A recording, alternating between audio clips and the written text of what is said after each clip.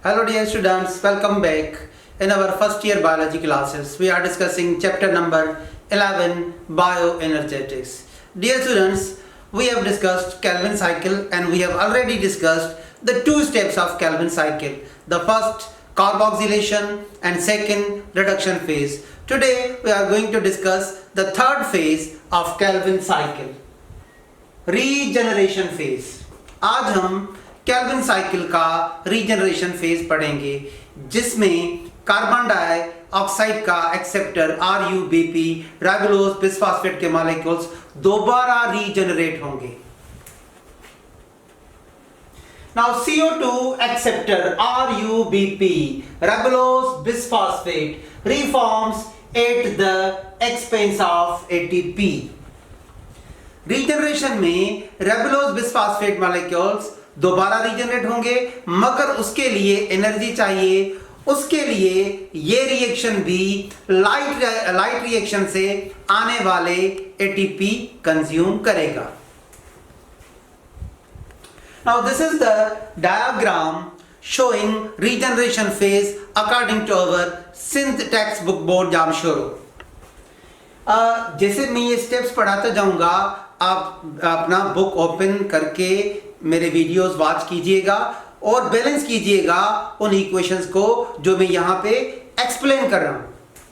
Now, according to synth textbook board biology Jamshoro first year page number 255, this is the diagram showing regeneration phase. Diagram showing regeneration phase. यहाँ पे देखिए 6 molecule G3P glyceraldehyde 3 phosphate के जो कि reduction phase में बने थे. किस फेज में बने थे? रिडक्शन फेज में. अब इन 6 मॉलिक्यूल्स में जैसा कि मैंने कल भी बताया था, एक मॉलिक्यूल साइकिल को एग्जिट करेगा ग्लूकोज बनाने के लिए. So 1 G3P leaves Calvin cycle to make glucose. एक G3P लीव करेगा साइकिल को ग्लूकोज बनाने के लिए. But remember, G3P glyceraldehyde 3 phosphate is having 3 carbon और ग्लूकोज को बनाने के लिए 6 कार्बन चाहिए. तो ये दूसरा भी आना चाहिए. उसलिए कैल्विन साइकिल के 2 टर्न्स होंगे. There will be 2 turns of Calvin cycle and second G3P comes from second turn of Calvin cycle to generate glucose. To generate glucose. तो याद रखिएगा Calvin cycle के 2 टर्न्स होते हैं. एक G3P एक टर्न से, दूसरा G3P दूसरे टर्न से, और उसके बाद ग्लूकोज का मॉलिक्यूल बनता है. आज हमें पढ़ना है ये जो 5 G3P हैं, एक तो चला गया ग्लूकोज को बनाने के लिए. 5 G3P glyceraldehyde 3 phosphate will move back, remain in the cycle and they will generate 3 molecules of ribulose bisphosphate. 3 molecule ribulose bisphosphate के रीजनरेट होंगे 5 G3P से. ये आज हमारा टॉपिक है. Let's continue. Regeneration phase. CO2 acceptor ribulose bisphosphate reforms at the expense of ATP. Synth textbook board Jamshoro page 255. There is the equation. हम इस step को अपने ही टेक्स्ट बुक की इक्वेशन से क्लियर करेंगे. 5 G3P glyceraldehyde 3 phosphate 3 ATP consume करेंगे और 3 मॉलिक्यूल रेबुलोज बिसफॉस्फेट के रीजनरेट करेंगे और इसमें 3 ADP भी बनेंगे, 2 इनऑर्गेनिक फास्फेट. अक्सर तौर पे ये जो 2 इनऑर्गेनिक फास्फेट हैं, इनको बैलेंस करने में स्टूडेंट्स को डिफिकल्टी होती है. वो भी हम आज क्लियर करेंगे कि ये 2 इनऑर्गेनिक फास्फेट कहां से आते हैं. Let's first draw 5 molecules of G3P.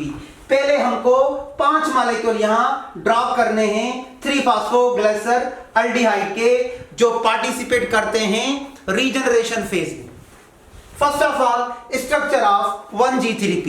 अगर आप एक G3P का स्ट्रक्चर देखें, 3 फास्फोग्लिसर अल्डिहाइड का स्ट्रक्चर देखें, this is carbon 1, this is carbon 2, this is carbon 3 and the third carbon is having a phosphate.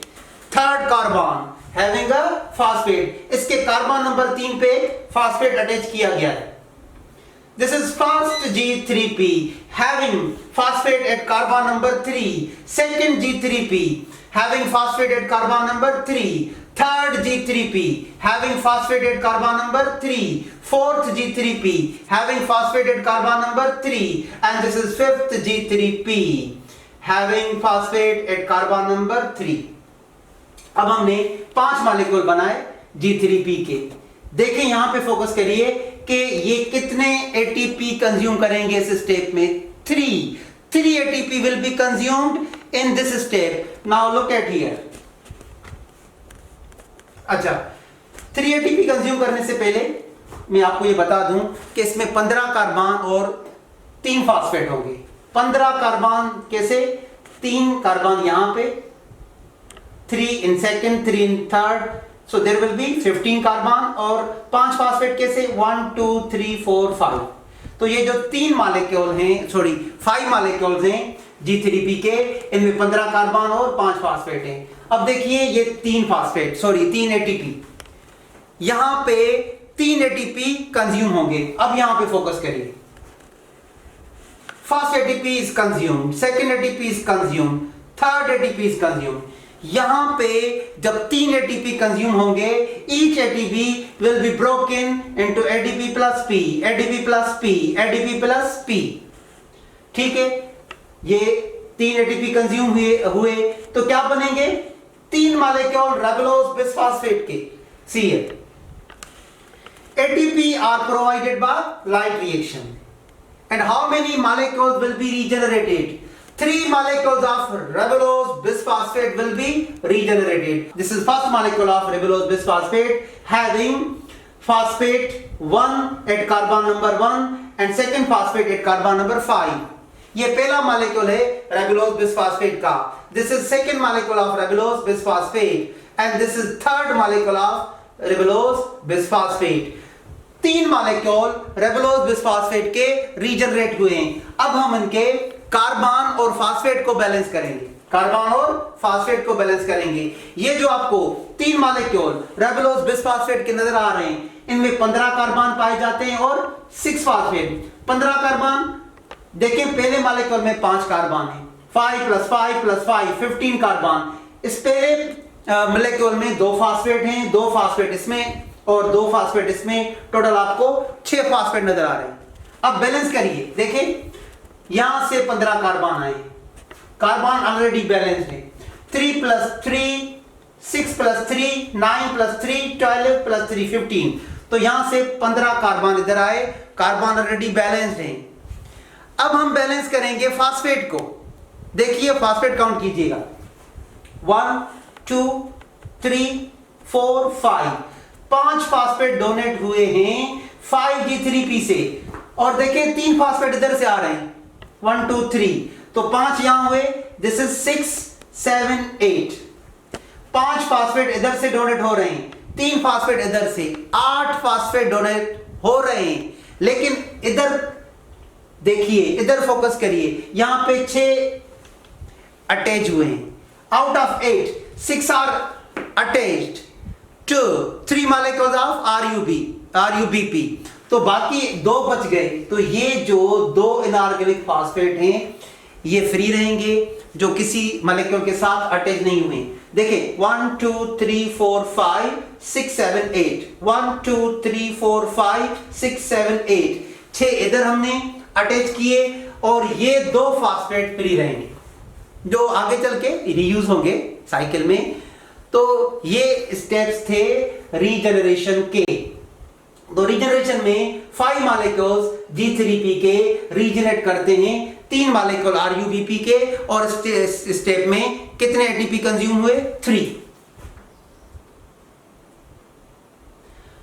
अब देखिए ये हमारे टेक्स्ट बुक की डायग्राम है।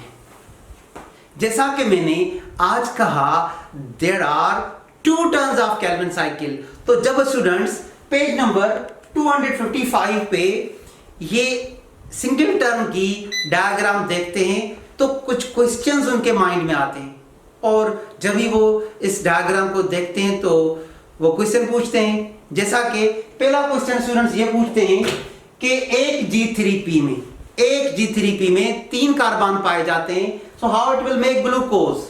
The answer is there will be 2 turns.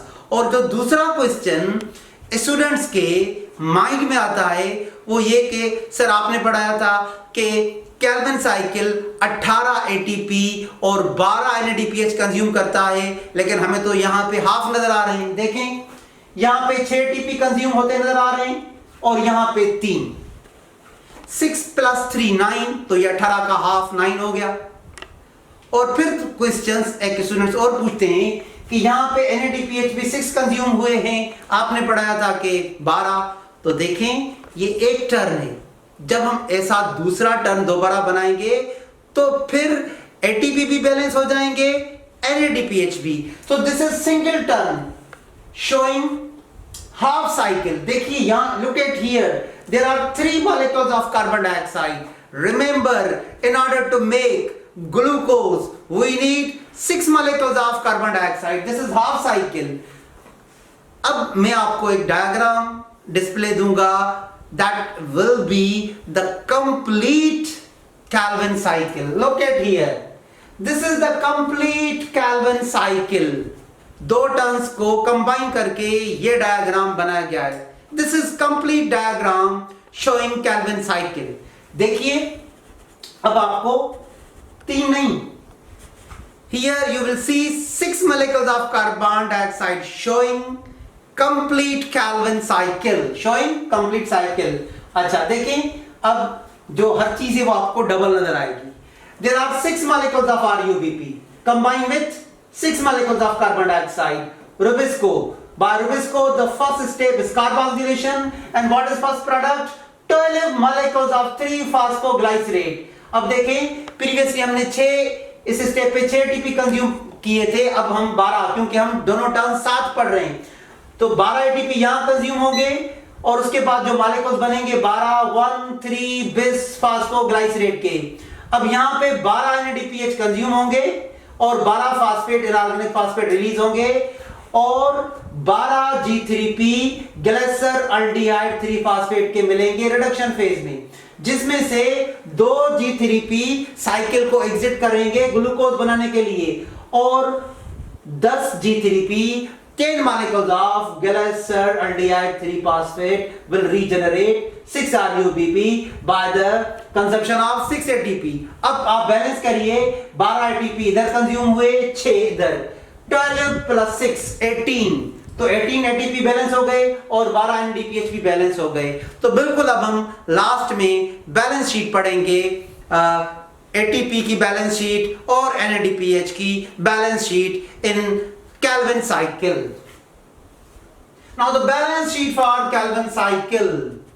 Calvin cycle requires 18 ATP and 12 NADPH. There is a question, how much ATP and NADPH are required for the fixation of 1 molecule of carbon dioxide, and this is the answer. It costs 3 ATP and 2 NADPH per CO2. तो इस question और इस answer से आप balance करना सीख जाओगे, how to balance ATP and NADPH in Calvin cycle. Question पूछा गया कि एक कार्बन डाइऑक्साइड को फिक्स करने के लिए कितने ATP कंज्यूम होंगे? 3। और कितने NADPH कंज्यूम होंगे? 2। अब बहुत इजी है, आप पढ़ते जाइएगा, ATP भी बैलेंस होते जाएंगे और carbon dioxide.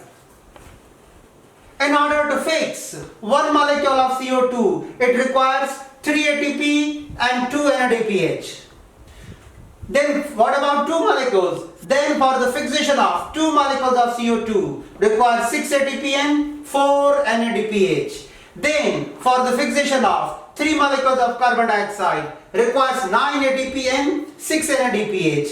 And for fixation of 4 molecules of carbon dioxide, it requires 12 ATP and 8 NADPH, and fixation of 5 molecules of carbon dioxide requires 15 ATP and 10 NADPH, and for the fixation of 6 molecules of carbon dioxide it requires 18 ATP and 12 NADPH.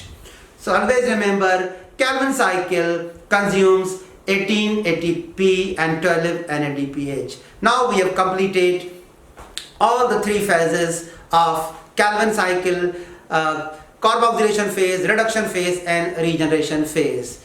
I will be back with another topic, photorespiration. Thank you. Wish you all of the best.